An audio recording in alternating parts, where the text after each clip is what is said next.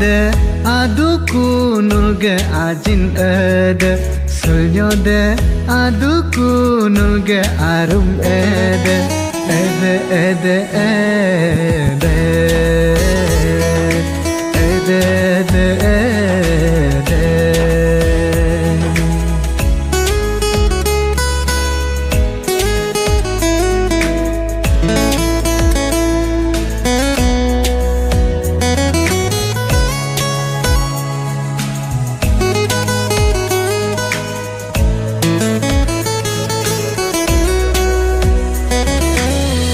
Ajin muluga soba sutungam Nyodi petanga dopik teriku Isi hotanga bipik teriku Arum ngoluga nyirba sutungam Tango ayong yung pik teriku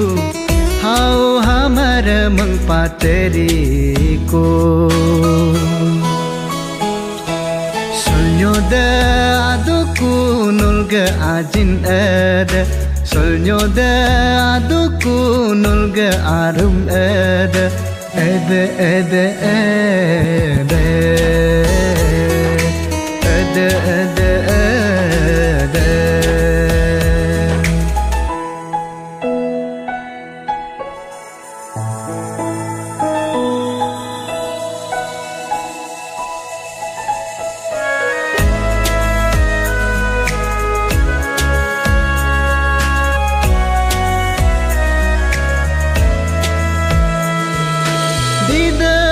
Cikam ciptum jima debe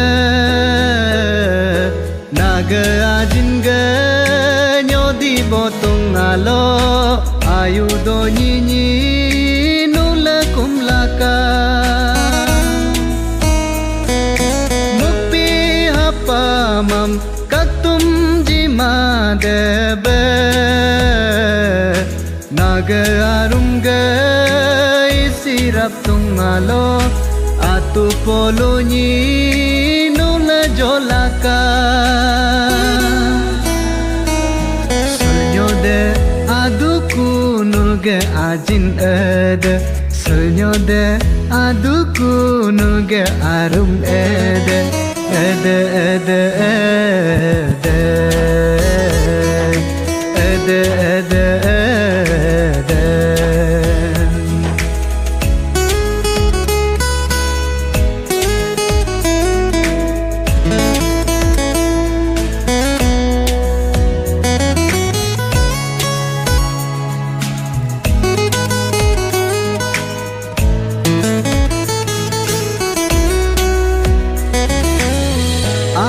Kamchi am do nyi le laga Duda kong hodak bakterin ngo Ajin nule ngam pak mabeka Aryum kane ngam polulongge Ungda kong do bakterin ngo Arum nule ngam sakpak mabeka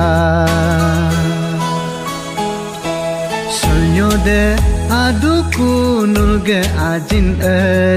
Sulnyo de aduku nulge arum ede ede